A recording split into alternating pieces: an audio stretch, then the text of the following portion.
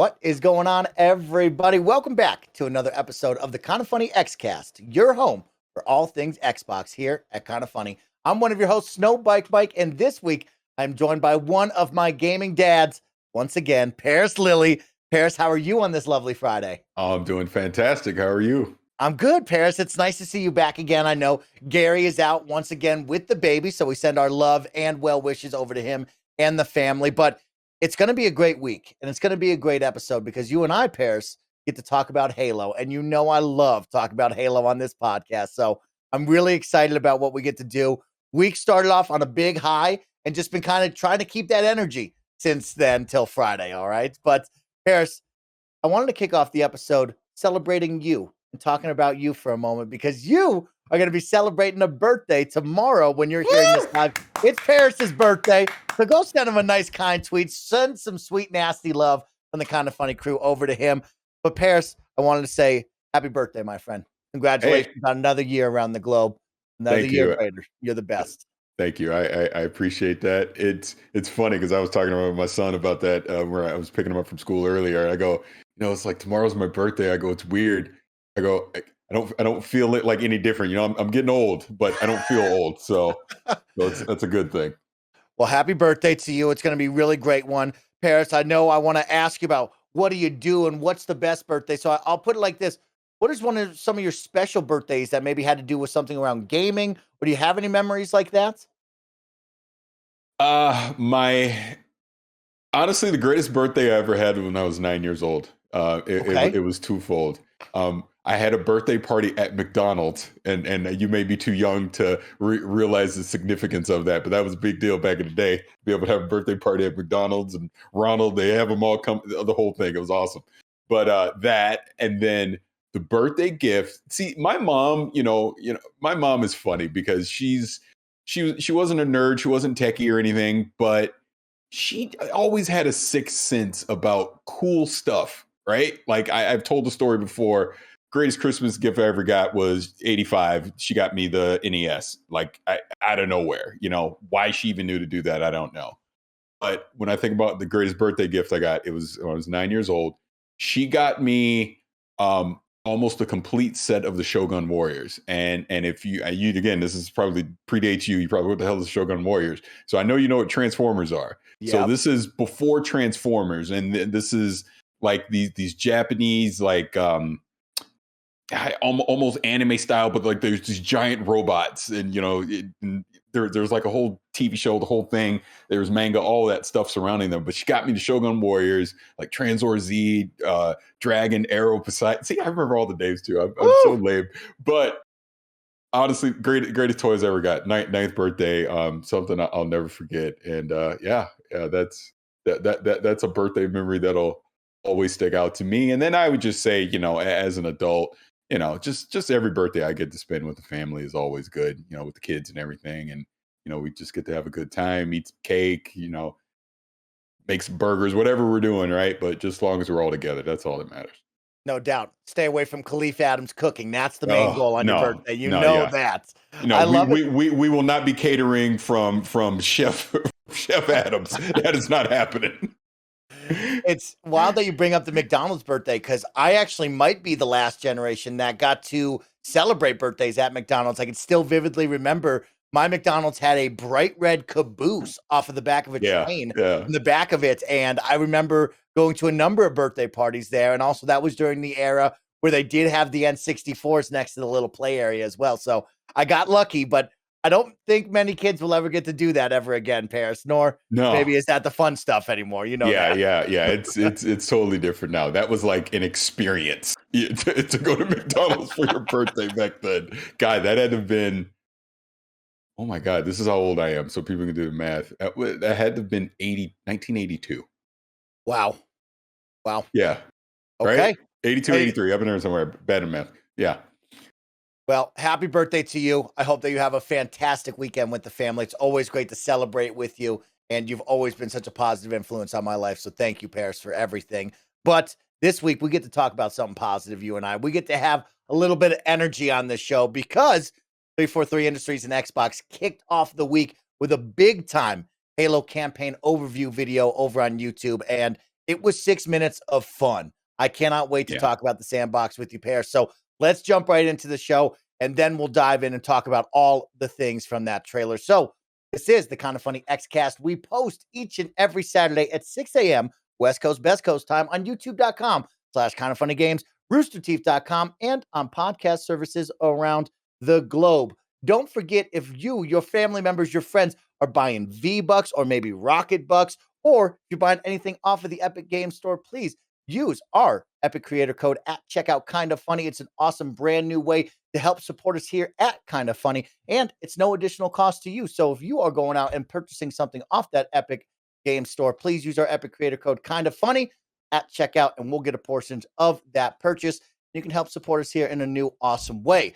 Don't forget that the final episode of the Arkham Files premieres tomorrow on youtube.com/kindafunnygames at 2:30 p.m. And it's all about why Batman Arkham Knight has the best story in the Batman Arkham series. Join Barrett in the chat to talk about all things you love about Arkham Knight to celebrate a good old Halloween special. Parris, is Batman Arkham Knight the best Batman story in video games?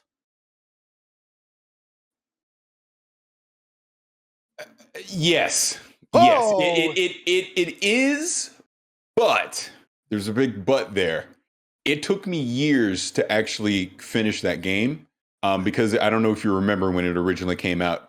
Pretty rough launch, especially like on the PC side. Yeah, PC was a rough launch. Yeah. So it took me a long time for by the time Rocksteady actually got everything fixed to go back and actually experience it. My only real nitpick about it is just the Batmobile. I didn't have a lot of fun with that. But we're going to talk about all of the ups and downs with that game. The PC launch, the Batmobile, the good and the bad of the Batmobile and stuff like that. Yeah. I think as much as I love that game, I do think on a technical level and gameplay level, I give it a very fair critiquing for this final episode of the Arkham Files. And I think like the story itself, I think it's the best one, and we'll talk about more why tomorrow. If I could say one more thing on it, it isn't specifically on Arkham Knight, but just Rocksteady. By them doing the Arkham series with Batman, I personally feel it saved the comic book video game. Like I know you're going to talk about Guardians later as an example. I don't think we have the Spider-Mans and the Guardians and things like that, the Wolverine about to come up, that we have today if it wasn't for Rocksteady with Batman Arkham. Back then, because that was that was the first time it was like, oh wait, this is actually good. This is fun. This isn't just some cheap cash in. This is a really good, compelling, not only game but story as well. So yeah. Kudos to Rocksteady, and really excited for Suicide Squad when we can see more of that later. And I almost said later this year, but 2022. You never know. Paris Game Awards. You never know. Yeah, maybe they'll finally show some gameplay, and we can understand what that gameplay is going to look like. Yeah.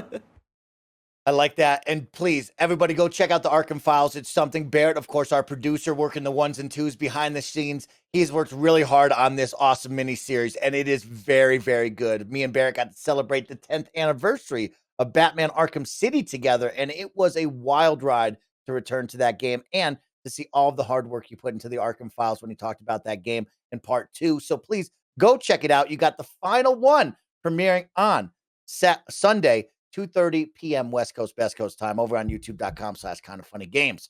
Then keeping it going with the fun, Greg Miller is gone. Okay, I don't know if you guys heard about it, but Greg Miller, he's gone. The clapping. Means Parris, Kinda Funny needs a new CEO. And guess what? We've decided to all battle for the position and the title and the glory in a ultimate Mario Party Superstars tournament.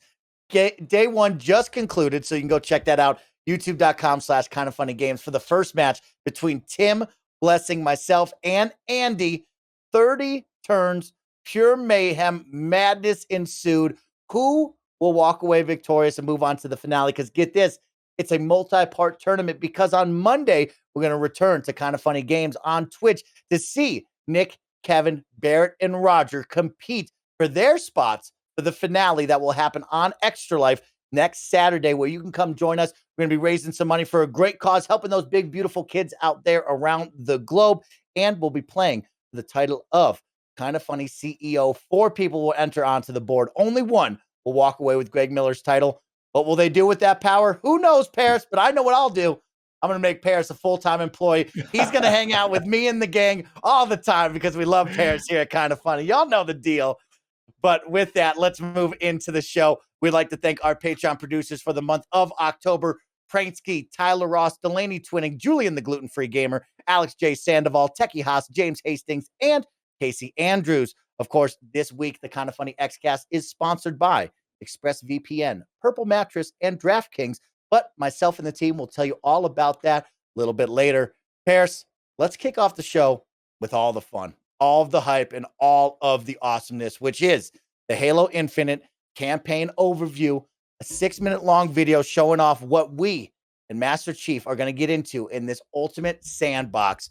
Barrett's going to bring up the trailer in the background. So if you're watching over on YouTube, you'll get to see the trailer as we start to slowly break down some of the key moments. But Parris, I wanted to just get your first initial impressions after Monday's big party over there. You know, it's funny because we've talked about Halo Infinite, you know, literally since the inception of Xcast, and just the expectations and just everything that we were hoping it would be, you know, on the multiplayer side, and obviously with the campaign and everything. After the showing a year ago, you know, people lost confidence. I know I was one of them. I lost confidence in what this campaign was going to be. And, you know, I have said it before, and I'll continue to say this. It can't just be okay. It has to be great. And watching this 6-minute trailer, when Jen Taylor says Halo has always been about Master Chief and Cortana, but, you know, basically no more, to paraphrase, I go, 343 gets it. They get it. They're understanding that you have to build off the foundation of their relationship. And wherever this story goes with their relationship needs to be the core of this. Bringing in the weapon now as this new AI, and she's very naive. And it's like Chief had this longstanding relationship with Cortana to where there was a synergy. You know, he didn't have to worry about her questioning everything in the world and how all of this, where the weapon is coming in and it's giving him this different perspective. I was talking about this in a clubhouse the other night that, you know, we've literally known Spartan 117 and Cortana for 20 years. I mean, think about that. It has been a 20-year relationship that we have had with them. So to hear how Chief is talking to the weapon, and just to even think Steve Downs, I believe he's in his 70s, you know, in real life at this point, you know, there's that experience, there's that legacy that is there, and you could feel it as you're watching through this thing of Infinite. So I've gone from skeptic to being very excited for the potential of what this story is going to be. To see the visuals now that this open world, semi-open world, I should say, is going to have, you know, on this new, what is it, Zeta Halo or whatever it's called, it's exciting. I love that you can tell that there's going to be the central story where you can basically go from point A to point B, start to finish, do the story. But this is the beauty of having the semi-open world. There's going to be so many different side missions that you can participate in. And this is where it looks like you're going to get some replayability, not to mention upgrading Chief. This is how you're going to upgrade Chief. It's going to compel you to want to explore and want to do different things outside of the main storyline. It's pretty exciting. You see, the full sandbox was on display here. My mind wandered so much just thinking about the different possibilities of attacking these various scenarios in unique ways. I mean, we're even going to kind of almost get a second launch of this story when co-op comes early next year, because now it's like all those things I was doing by myself, now I get to bring in 3 of my buddies, and we can go do it on Legendary and really go have some fun. So I've heard a lot of comparisons when watching this to kind of the Far Cry open world sandbox. I kind of get it, but at the same time, I was never watching this and not thinking it was Halo. It felt like Halo to me. It looked like Halo to me. And when I say Halo, we've talked about this before, this is taking me back nostalgia-wise to the Bungie days, to CE and to Halo 3. I mean, this really feels like the successor to Halo 3 to me. everything that we've seen so far with the story, the way the world looks, bringing in the Banished now. We're obviously going to get some other unique enemy types that are coming in as well. I love how seems like there almost might be a nemesis system in here. And again, this is me speculating, a nemesis system, like from the Shadow of Mordor, where like there's that one elite that's trying to hunt you down. Like, how does that work? Like, there's so many different things that we still don't know about this campaign. But that was the shock of shocks that they dropped it on Monday, because I was not expecting that at all. I was really thinking we wouldn't see it until probably the 20-year anniversary. So to get it out now shows they have confidence in this for sure. And taking that extra year, and we've said it before, might possibly be the smartest thing that Xbox has done in their 20-year history. Because I still contend this game, if it does not hit, could do permanent damage not only to the Halo IP, but to future titles coming from Microsoft Game Studios, because this is your flagship. This is the one that needs to lead us into the next generation of gaming. And if they can't deliver on this after 6 years, allegedly, of development time, why am I going to have confidence in the other titles that are coming out? Why am I going to have confidence in the next Halo? But I will say, just sticking strictly to campaign here, what they showed us in those 6 minutes has me very excited. I'm ready to see more. Can't wait to get my hands on it. And looks like we're going to have a good time. So we're looking forward to it. So long spiel, but I loved it, Parris. I loved it. And I bet everybody listening feels that, because it's a tough act to follow now, because I agree with so much that you just said there, Parris, right? Like, what a shock to the system, as you and I have talked about here on the Xcast over the past couple of weeks, of when do we see campaign? Should I be worried that I haven't seen campaign, or we haven't talked about campaign? Is what they've shown me in multiplayer enough to kind of calm me down and not doubt that, after a year of hard work behind the scenes, is this still going to be a banger or not, right? After what we saw a year ago. And the excitement was through the roof on Monday. What a fun time to see what 343 was able to take the time to create, what they showed us with this sandbox. I think you hit it so well. There's a lot of speculation. There's a lot of doubt. There's a lot of people maybe worried that they're burnt out on the tried and true Ubisoft open world formula. We just saw that with Far Cry 6. Either you loved it or you said, you know what? I can't do this anymore. I've done too much of it and I'm looking for something new. And now we see our beloved franchise here over on the Xbox side say, oh, well, we're going to dip our toe into that, right? And it might not be truly open world. It might have small, gigantic open world segments that are divided up throughout the world. But it is still one of those question marks. When you look at it, you go, do I want to go do a bunch of outposts? Do I want to do a bunch of collectibles and run around this open world? And you hit it so well. It looks so good. It plays like Halo. It feels like Halo. And when you watch that, you go, I want to do that. And I think it is sad that co-op won't be there day one, because you can see that this world was built for co-op, right? Like, you can tell that the grand scale of all this was meant for you and your other 3 Spartan friends to be running around this map, causing a lot of chaos and having a ton of fun. But everything they showed has me really excited to jump in as a big Halo fan. And I was blown away by the performance that they put on and the different things that we're going to kind of dissect, you and I, throughout this 6 minutes, right? So Barrett's going to run that back, and I'm going to touch on a couple of big pieces. So Barrett, please bear with me. I'll tell you to pause at some moments, but you can run it back. Let's start off right here with 151, the moment where we see the vehicle drop spots. This is something interesting, Parris, right? You have an open world. Now we're accustomed just a warthog being put at a certain spot. Here, you can tell we have a station where Chief is going to call things in. And if you listen closely, that's the pilot. Yes, with the voice, which is a very interesting story moment to be like, wait, now the pilot has access to all these vehicles. That's kind of fun and different. I wonder what that will be. But this was very cool, Parris, to see like the guns in the background, as Barrett is pointing out here, to see the drop pad. What did you think of this to add to the open world? Well, I think, again, this is where we're going to see some replayability throughout this open world, where you can tackle scenarios different ways, different loadouts of weapons, different vehicles. Like, obviously, the Wasp, again, taking it to co-op, we call in 4 Wasps and we all fly over to the objective, right? And we all do it with BRs or whatever the case, right? To see if we can take it down. Maybe there's some challenge modes in there on how quickly we can do it or whatever. Or hey, ground assault. We all jump in mongooses and go do it, and we all do it with shotguns or whatever. These are the type of things where once we're done with that main campaign, because look, let's be honest, the game comes out on December 8th, right? We're rolling credits by December 10th. Everybody that's No into it. doubt, So no doubt. so it's not about the main story so much.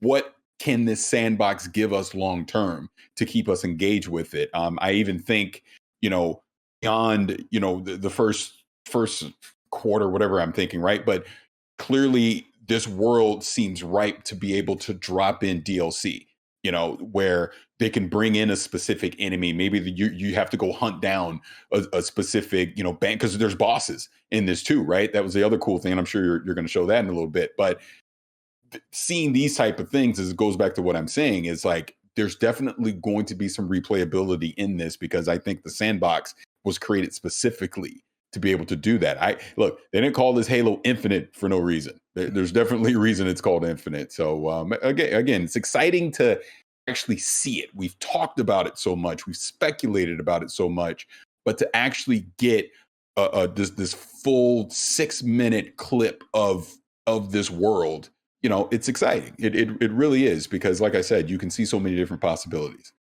It was so exciting to watch it live with Andy and enjoy it, and then rewatch it in 4K. And then it was even more exciting last night as I just pressed pause, play, pause, play, pause, play. And I just looked at every single frame I could to enjoy every moment and really break it down. So, Barrett, up next, I want to take another look at something. At 3:34, we get to see the TAC map, and that gets brought up. And this is really, really cool, because it's a nice piece of UI that we're going to see a lot of, right? This is essentially your start screen, your menu here. And as you take a look, we have some different options up on the top. You're going to see over there, you're going to see the TAC map, which of course is your open world map. You're going to see upgrades, FOB, which we're going to talk about in a moment, but I believe that means forward operating base, which we're going to talk about in a second, targets and database all the way across the top. If you look at the bottom left, here's your collectathon right here, Parris. You have a number of things for each area where you can collect. So you see the skulls coming back from Halo that everybody loves, and a lot of other options in here, which will be very interesting. But as you continue on, I want to talk about something. They're going to zoom in on this golden marker over here, this yellow marker, and it's going to be called FOB Golf. And this is what it reads.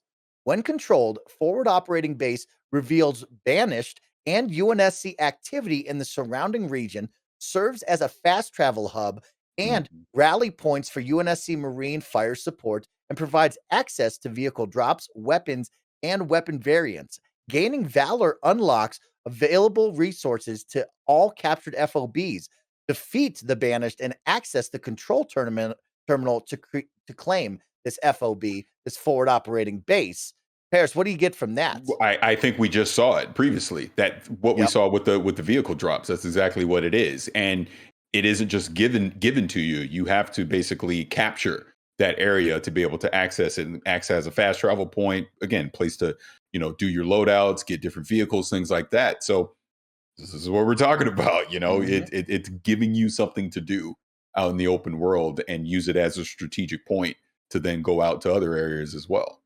Yeah, this has that feel of Far Cry with the outposts and the strongholds, and it has another feel of Assassin's Creed. One thing that I really highlighted that I was looking at and wondering what we'll see with that, it says when you control the forward operating base, it reveals banished and UNSC activity in the surrounding region. Be very interesting if it's like the Assassin's Creed pairs, where you go get the watchtower, you get to overlook everything, and maybe it reveals more of that fog of war on the map. So I really look forward to seeing what does that look like, right? How does that play out? And of course, what's the difficulty on these strongholds? We're coming hot off of Far Cry 6, so strongholds are an easy thing to picture in your mind. As you brought up, this open world allows you to go in at day or night, go in on a pelican and fly down, or whether you're coming in silently as well.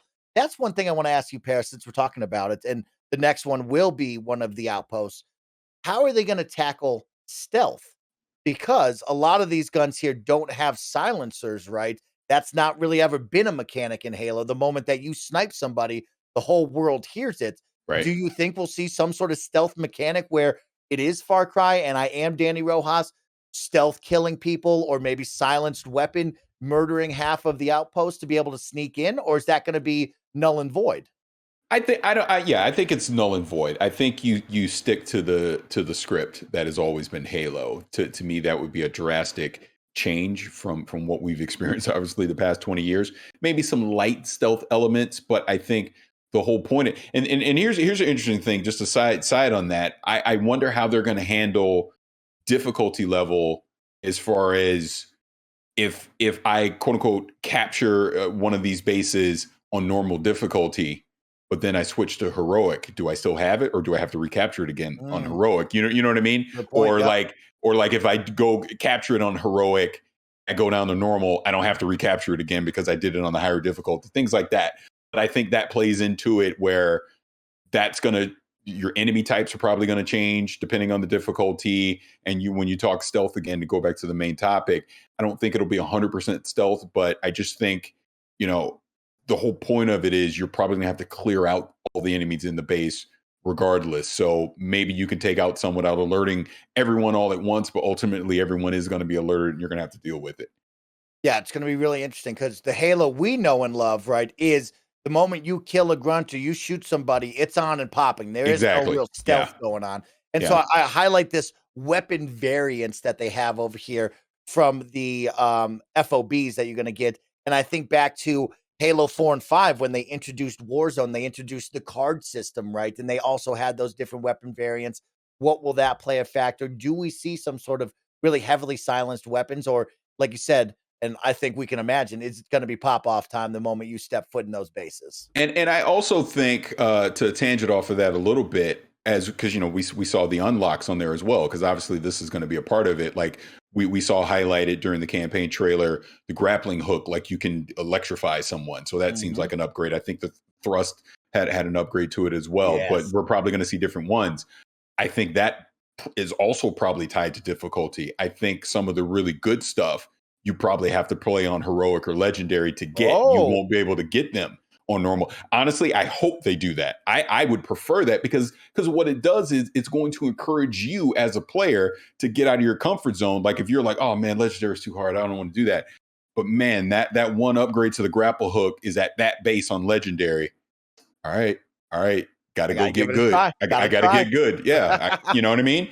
And that adds replayability to it. That adds challenge to it because that's that carrot sitting out there that you want. And the only way you can get it is, like I said, by playing on a higher difficulty to be able to get it, which improves you as a player at the same time. So I do hope stuff like that is in there. And hey, if anybody from 343 is listening or watching this, answer my question.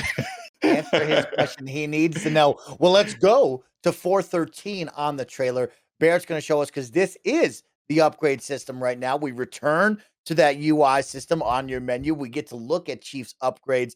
And this one pairs, like you brought up, look at that. The thruster is here. That's one thing that we didn't see in multiplayer, even though a lot of people came after me on Twitter. They said, oh, it was in multiplayer, but very few people saw it. And I was like, oh, I didn't see it in my, 3 weeks of playing it. But as we take a look, pairs, there's all the equipment that we have seen now adding onto the thruster. And you can see there's a 4-tier upgrade system, as you brought up, right?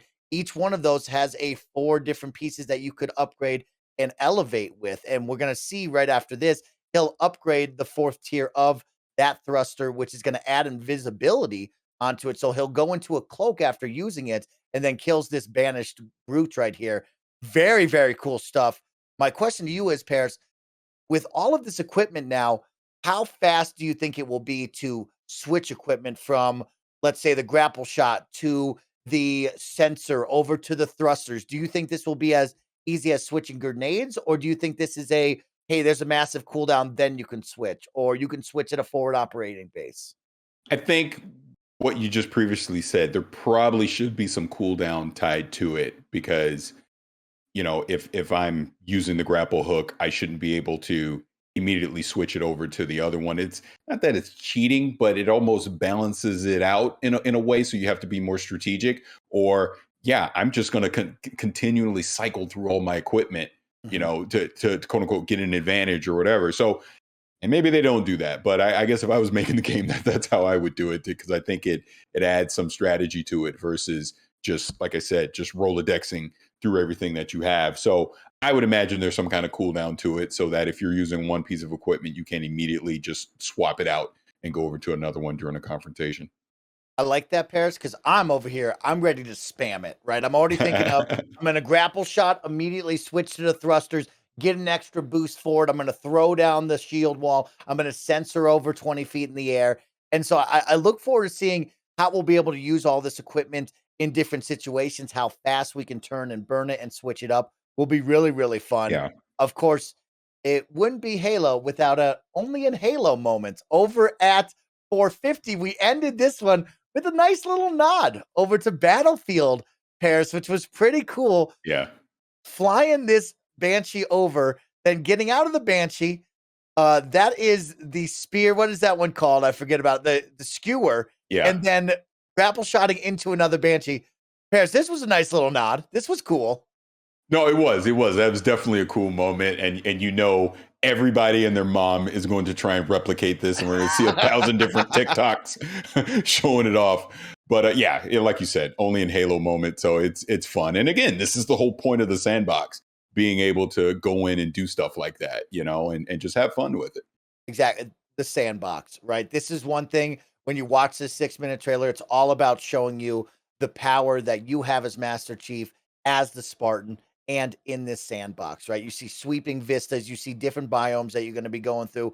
The opportunities are endless, and you're going to be able to choose what you want to do and how you want to do it, which is really, really exciting. I want to circle back to one thing we talked about over at 325 is the first named enemy we've ever seen here, Parris, which is very, very interesting. Of course, I can't name a named enemy that we've seen throughout all of the history of Halo, so I believe this is something new. But right here, we're going to see our first ever named enemy, boss, mini boss. What do you think this could be here, Parris?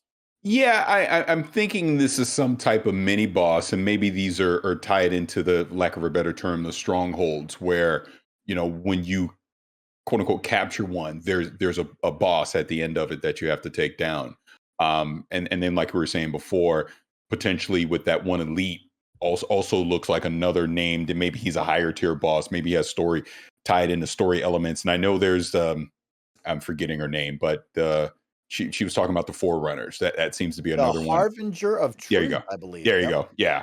So clearly there's going to be some banished named enemies, some elite named enemies, maybe even some Forerunner named enemies that we're going to run into during this. And it'll be interesting to see, defeating them as we talk about upgrades and things. Maybe that's something that you get, once you defeat one. Is this specific to a stronghold?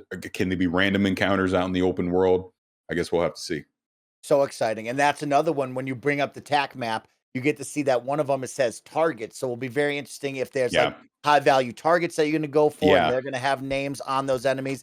Going to be a really, really cool way. And that's something we talk about, right? With this open world, how do you bring life? How do you bring a lot of activity into the open world? And that's something that Ubisoft will continue to point over to them, because that's their bread and butter, right? You think of Assassin's Creed, you think of Far Cry, you think of The Division. They know what a big open world sandbox has to have, and it's got to be a lot of activity and things to do. And it looks like 343 is trying to find ways to ensure that you, as Master Chief, have a lot of fun things to do while out in the field. Now, I have a question for you. Yeah. Because I've been thinking about this since I watched the trailer. One character that we have not seen or heard from in Infinite, and he's going to be there, is the Arbiter. Will he be playable this time? Oh, well, I'm going to tell you this, Parris. I was one of the few people that I know that loved playing as the elites in multiplayer. Oh, so no. I did too. Oh, there we go. So I love the Arbiter. Even though the head was too big, the headshot. Yeah, I know. That's what they always told me, but I loved the look of them. So I love the Arbiter. And that's a wild one to bring up there, Parris, because if that is the case, I wouldn't be mad at all. And I know a lot of people, they're not going to be happy about me saying that, Parris, because you know how they get. I wouldn't be mad at all to play as the Arbiter for X amount of missions, whether it even be just one. I think that would be really cool. Yeah, I would agree. And I guess I was thinking it more in line that they're going to make this Spartan 117 story, John's story. So I don't think main campaign you will play as the Arbiter, but I can see co-op. Oh, okay. He comes in potentially. And that's why I'm wondering, I'm so curious how with co-op, it'll be interesting to see, obviously, when they finally reveal it. Maybe co-op isn't just 4 Spartan clones. What if we're playing different skins for more or less? But obviously, you're a Spartan. Maybe you are an elite. Maybe there's I don't know, another unknown character out there that we don't know about yet that you potentially can play as during the co-op missions. And I'm probably wrong. It's probably 4 Spartans, but I'm trying to think outside the box where they can do different things. And again, when we talk about DLC and them wanting to keep this going, maybe that's the opportunity to bring the Arbiter in as a playable character. So now we get a side mission where you're the Arbiter that is parallel, to John's story in the main story, right? And you get these different encounters out there, in the open world doing different things. So I mean, it's again infinite possibilities. So until we get more information about what the campaign is going to be, like I said, seeing that trailer really opened my eyes to the potential of what this game can be, and it's exciting. It is truly exciting because we all want Halo to be great. That I think that's been one thing of all the criticism that we've had over the past probably 18 months about Infinite. It has all been in the best interest of we want the game to be great. That's it. Like the fact that you can see they fixed the visuals. Craig grew a goatee. It looks great, right? They should have leaned into it. They really should have. I think, lean into the joke, lean into, hey, this is what it was before, here's what it is now. I think even the official Xbox account did do something like that, but it looks great. From the multiplayer, we know it plays great. So I'm definitely excited to get my hands on this campaign. And like I said, as long as they tell a compelling story about Chief and Cortana and what that relationship has meant and where it's going to go next, I think they'll be fine. I will personally say the vibe I get from all of this is we're going to be saying goodbye to Cortana. I think this is it. I think whatever she's become, whatever she's going to be, this is about John letting her go. And obviously we'll see what the weapon's going to be and how all that plays out. But they're basically setting you up to say it is okay to play without Cortana. It is okay to let her go. And I think that's where they're going with this. And again, I'm excited to see it. And I could be 100% wrong. Ooh, you give me goosebumps thinking about saying goodbye to Cortana. I don't think I'm ready after 20 years, but maybe I need to be ready. I'm not quite sure. But yeah, Parris, it's really, really exciting. And you talk about the platform, right? This ever living, ever evolving Halo Infinite. And I love the idea of like, can you introduce the Arbiter? You also had me thinking of, well, what does 4-player co-op look like? Are we all just Master Chief? Are we all just some random Spartans running together? Am I going to bring in a customized color? Will we become red team or blue team? Right. Like, what does this look like? Do we start to bring in characters from the books that we might not know about and introduce new ways to play? But yeah, it is really interesting to think of. We see this now, and now we know it's only single player. But what would have that looked like if this was co-op and 4 players? And what would they have looked like running around? Would it have just been 4 same looking Master Chiefs, or would there have been a different color? So I really am excited to see how they grow and evolve this. And a whole quarter to wait. Maybe they do introduce co-op in a whole new way with some fun stuff to add on to the awesomeness of this. But to end this all out, of course, we got to be introduced to some new enemies. That's right. We have the Skimmers, which is a flying enemy variant. We have the Spartan Hunter, as you brought up, Jenga or Domni, and of course, something even deadlier, the Harbinger of Truth. Parris, this was a good moment right here, especially the end with the Harbinger of Truth. What did you think of this character coming in? Do you think this will be one of the main focal points here? Yeah, I do. I do. I think whatever the true main story is going to be, clearly this character is going to play a big part of it. And you can see Chief is outmatched here. Chief is at the disadvantage. So how all that plays out, it's going to be interesting to see as well. So yeah, I'm looking forward to that. That was the 6 minutes, and those 6 minutes go by in a blink of an eye. If you're watching over on YouTube with us doing the trailer breakdown, if you go watch it for yourself, it is nothing but excitement, fun, a whole lot of Halo hype, and it's really, really awesome. So, yeah, Parris, as we start to slowly get out of this, you've really brought up the story and how important that is for this team to nail that story moving forward.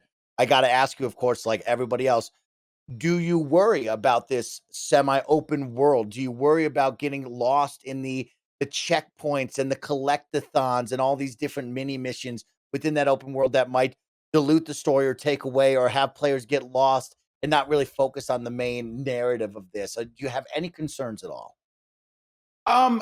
I don't really have concerns because I think we've had enough games that have done things like this that I'm used to it, so to speak.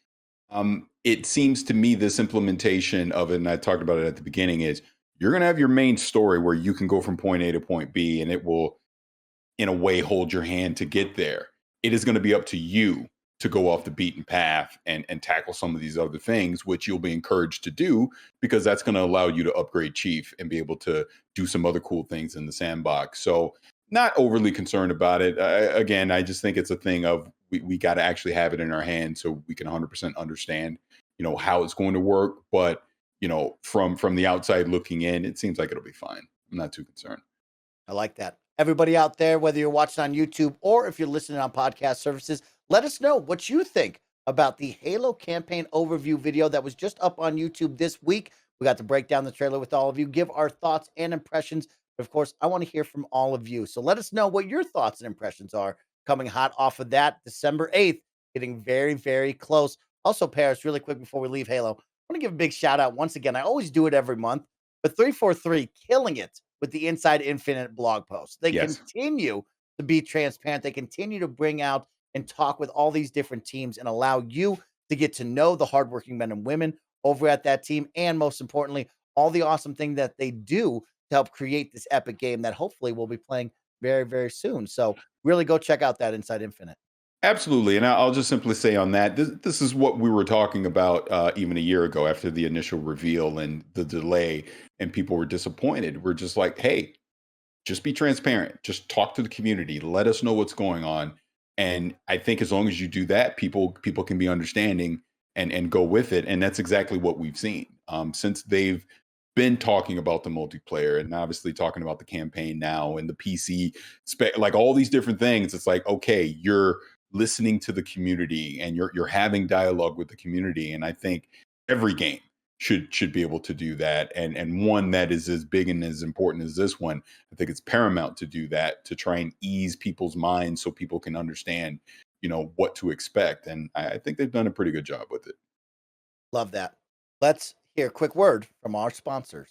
This episode is brought to you by Purple Mattress. Everyone is obsessed with sleep these days because no one is getting it. But you know what really helps get a good night's sleep? A Purple mattress, baby. Only Purple has the Gel Flex Grid. It's a super stretchy, ultra squishy material that adapts around pressure points and doesn't trap heat. And I can attest to that. I overheat very easily. I run hot, and I absolutely love my Purple mattress and my Purple pillow that also has this technology, and it just never gets hot. You can try Purple mattress risk-free with shipping and returns. There's even financing available, so you got a ton of options to get better sleep now.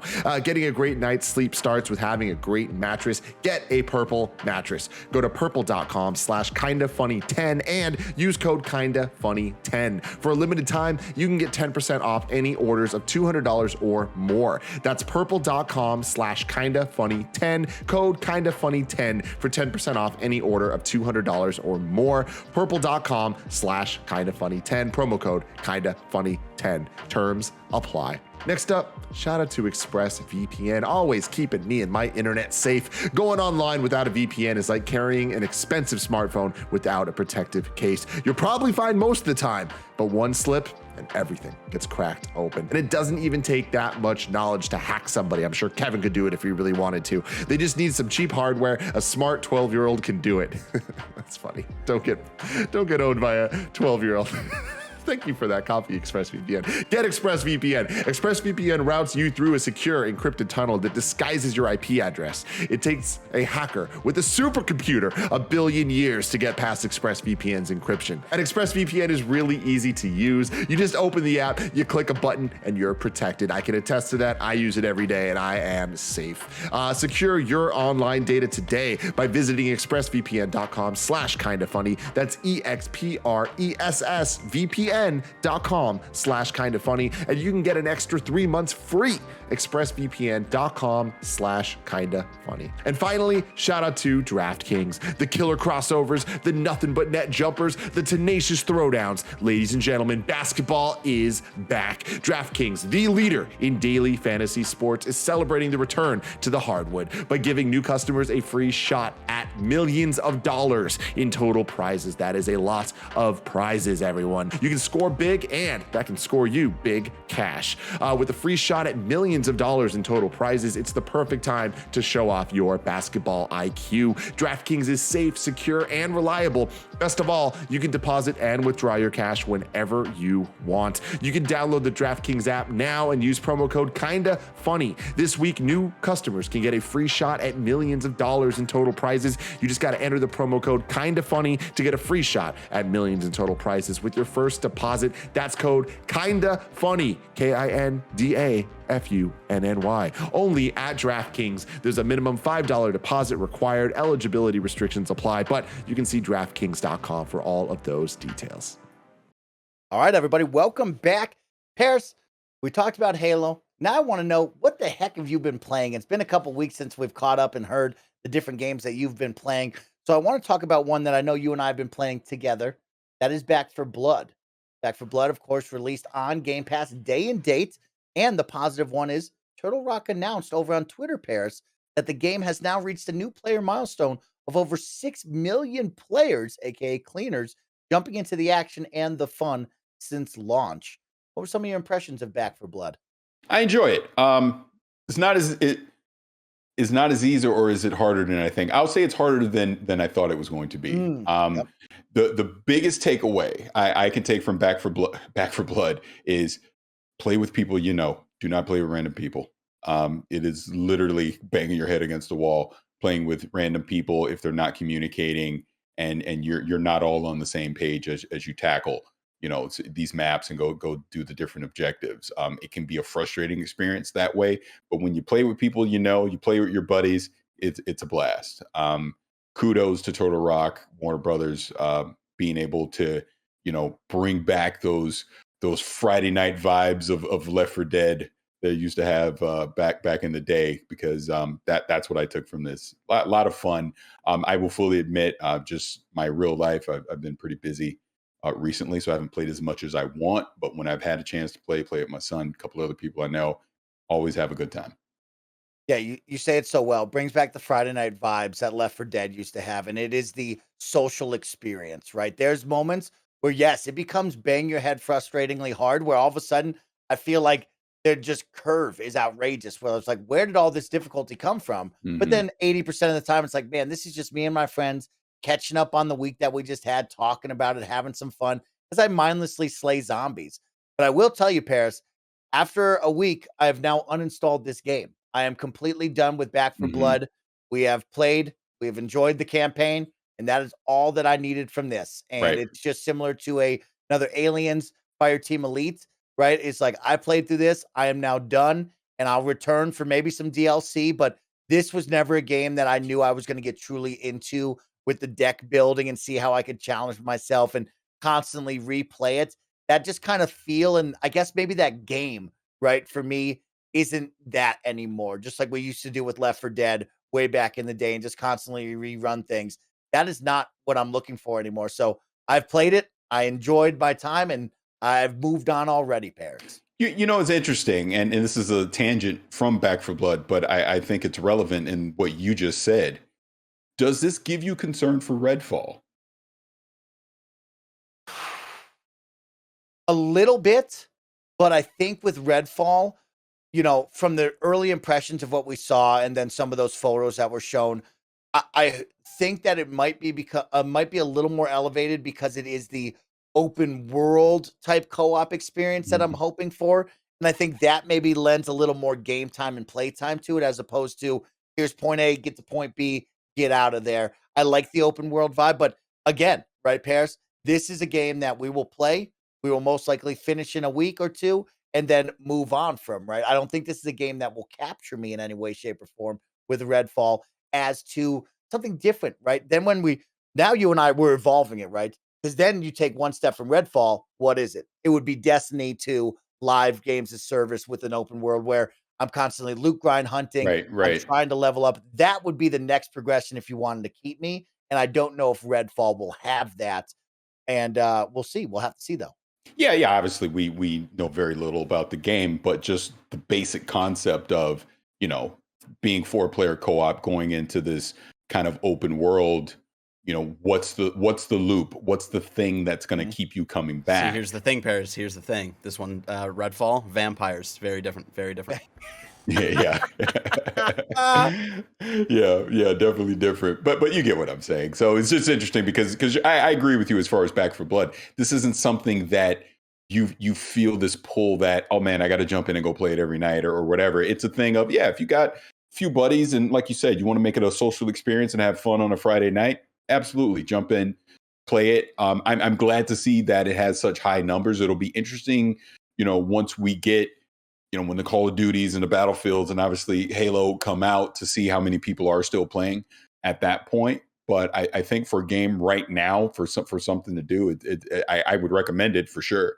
If someone has Game Pass and is looking for something to pick up, I mean, honestly, I would even recommend it if you purchased it outright. But I would just give the caveat: this needs to be a co-op experience with friends. Yeah. Don't go in there solo and just play with random people, because that could be a frustrating experience. I agree with that, Parris. And another big one is like the Game Pass experience. We talked about this with Outriders, a game where we played it, we beat it, we got out of there, never looked back. But Outriders wasn't on PC. This one, releasing day and date on PC and Xbox, I think really shot up its numbers and helped this one out. You can look at the other side of it with Aliens Fireteam Elite, right? Not on Game Pass, not really talked about, kind of just left in the dust. Yeah. And I wonder if Back 4 Blood would have been similar to that. I'm sure it would have had a little more leeway with the name and the, Left 4 Dead kind of lineage. But would this have been the same thing if this was a $60 title that came at you day and date instead of Game Pass? I honestly think, and I can sense the comments that are already coming when I say this. I think it was essential to be a part of Game Pass. Game Pass absolutely helped this game. I think exactly what you're saying. If it would have just been a standalone $60 title, though, because we said $6 million right now, it's probably half that. I truly believe that. I do think Game Pass helped it in that way, and which is why I say, what did I tweet this last week or something? Because I got a bunch of flack for that too.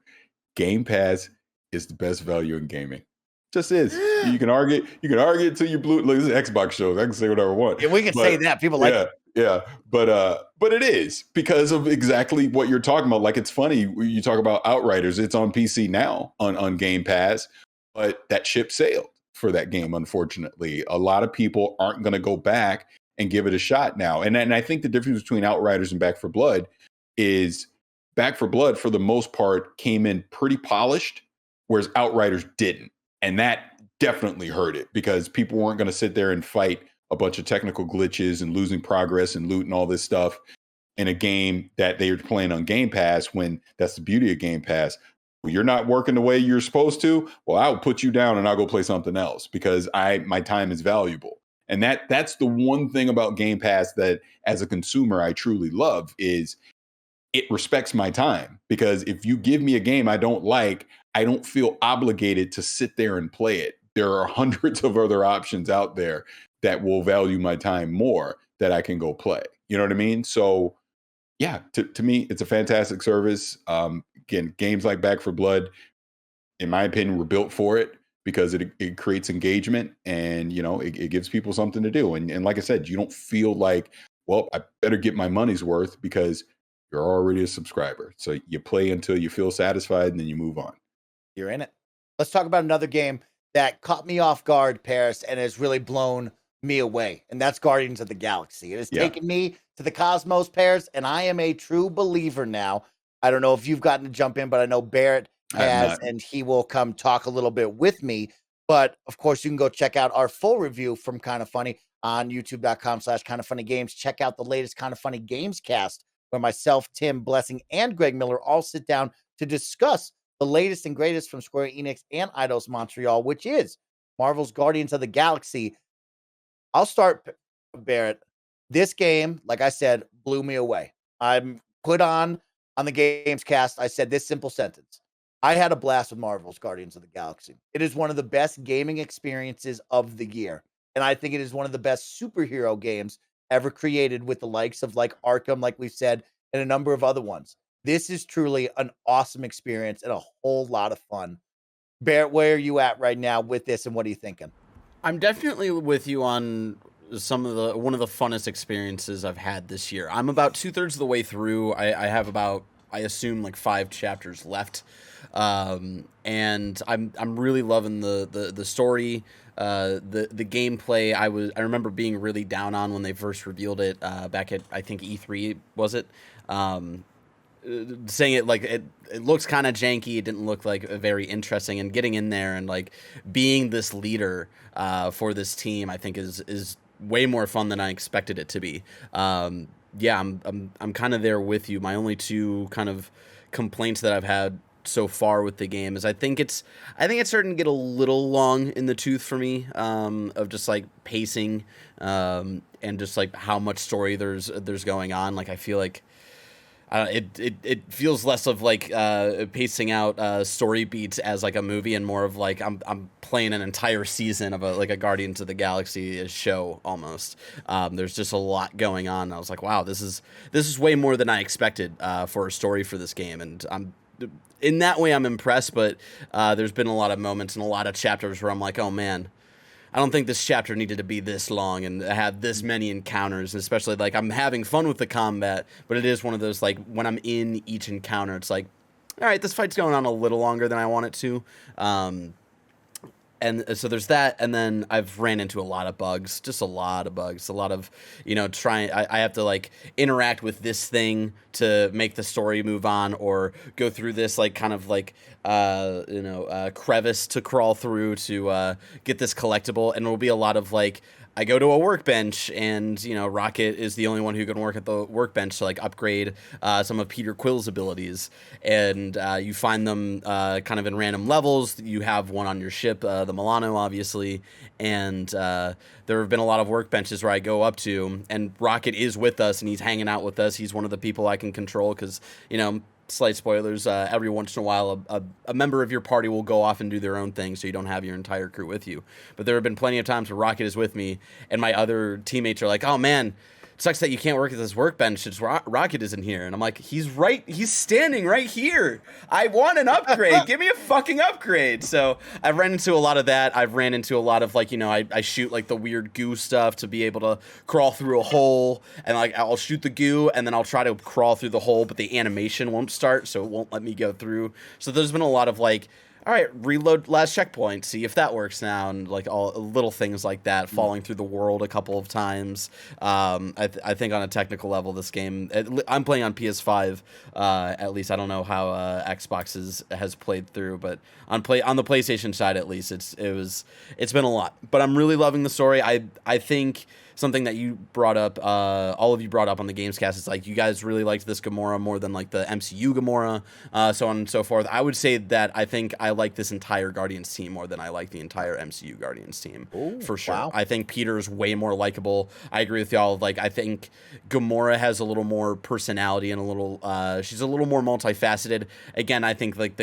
there's the advantage of the game of you actually spending like 12 hours with these characters at this point, whereas the Guardians have only had 2 movies that are 2 hours each, right? And so, yeah, I think they're able to get a lot deeper with each of these characters. I like this, I feel like Drax, Rocket, and Groot, you can't like, there's not much to super deviate from those characters, but I love like how much deeper we've gone into like Drax and like kind of his trauma and like his like losing his family and like what that means for him, and how that relates to Peter and his like upbringing and all of this stuff. Like there's an optional conversation you totally miss with Drax that got me in my feels, and like it was wild that I was like, man, I could have totally missed this, and it's like one of the best scenes in the game so far. Yeah, I with my tiny complaints here and there, I absolutely adore it. It'll probably make my top 10 games personal list of 2021. As far as the higher echelon of best superhero games, I think there could be an argument made for it. Like, I would have to like really do a deep dive into like all of the history of superhero games, but I could see there being an argument made for it. I was expecting a Marvel's Avengers experience with this game, and I feel like I got something a little closer to a linear Spider-Man from Insomniac, and that's, you know, like, I think they nailed it for a first entry. Like, I haven't finished it, so I don't know where the story goes, if it would even make sense to do a sequel, if this is just like a one-off thing for Eidos Montreal, or if this is something that they want to like continue on as a franchise, because I would love to see like what they do with the future of it. So those are my thoughts so far. Yeah, I want to give a big shout out to Eidos Montreal. The writing team did a phenomenal job 100%. at writing out this story, these characters, the banter, the heartwarming moments, the moments where you really see this ragtag group of misfits come together, right? There's a through line that connects them all. And it's wild to see those moments come to light and share that moment with everyone and be like, wow, that was like surprisingly deep and heartwarming and good. And that, and like on the other side, it's genuinely funny, which like from all of the trailers I watched, all the story trailers, I was like, they're trying to do the thing that the Telltale Guardians game did, which like they're trying really hard to be MCU, but it's not quite, and it's gonna be really cringy and weird. And they found their footing with the humor in this game, which is very impressive because like Eidos Montreal, you know, worked on the Deus Ex games and stuff like that. So I was like, this will be a first time experience for this writing team if it was the same writing team. I'm not entirely sure on that, but yeah, I was really impressed. I've been really impressed with the humor so far. I've had a lot of laugh out loud moments, and it's hard to be funny in any medium, but especially in video games, and those are, I feel like, very rare. And I think the humor in this is really, really good. So I want to shout that out as well. And finally, super impressive character designs. Like unbelievable character designs that make you want to screenshot or go into photo mode almost every moment of the game. The hair is still the hair, right? I think we haven't hit that point, Parris, in life where the hair is perfect quite yet, but the facial animations are unbelievable in this game, like truly awe-inspiring, up with the biggest and the baddest video games you've played before. And I was really blown away by that. I took a number of screenshots and I cannot wait to share them. I'm holding off on all the fun spoilers because there's a lot of moments in this game where you're going to be introduced to a wacky wild character, or there's going to be a cameo that's going to make your jaw drop to the floor because you did not see it coming. So great job, Eidos Montreal. Very, very excited about this game. Really loved it. You know, when I do my skip it, buy it on sale, or buy it right away, this is one of those games where I would say, yeah, buy it right away if you're interested in a single player narrative driven superhero game with the Guardians. This game is a lot of fun. It's 15 hours, so it's worth the $60. And on top of that, of course, if you want to buy it on sale, you're going to get a great bang for your buck on this if you wait for it. So really, really great stuff. Let's move on to one more game that I know I've been the only one playing because I absolutely love it. And it's bringing me back to the 90s, Parris. Age of Empires 4 has now been released over on PC Game Pass. Of course, big shout out to Relic Games and Xbox for sending me a early review code. So I was able to jump in. And this is one of those games, Parris. It's tough to change up the formula and elevate what Age of Empires is, because this RTS is one of the best, and it has been ever since the early 90s and beyond, right? We were playing Age of Empires 2 in like 98. So you can't really tinker with the formula besides elevating the graphics and the overall running of the game on these new tech PCs. But the one thing I do want to give a big shout out to is two things. And that's one, right when you start the game, having an early game tutorial and awesome challenge mode missions that you can do anytime when you jump into the game. I think jumping in with this tutorial right off the bat really allows new players and old players coming back into the franchise to take a moment, to take a breath and learn the mechanics once again. This isn't a Warcraft 3 or StarCraft 2 where it's kind of a boiled down, like really simplified RTS that just gets you into the combat. Age of Empires has a lot going on, from economy to city building, and then the unit building and the rock, paper, scissors fun that has all of that. And I truly believe that this is one of the best, but it's also one of the harder ones to grasp. Hey, everybody, we're currently experiencing some technical difficulties over on our producer and our side, so we're going to cut this episode just a little short, but I'll tell you more about Age of Empires 4 next week. But all you need to know is I'm absolutely loving Age of Empires 4. I love what Relic Games did with the franchise and how they elevated the campaign and these awesome docu-videos that you got to go check out called Hands-on History between each and every campaign mission. It's an absolute blast. But with that, we'll save more of my impressions for next week. Parris, Lily, happy birthday, my friend. I can't wait to see you next week. Thank you. Everybody out there, have a wonderful weekend. We'll catch you next time. Sorry about that. Peace.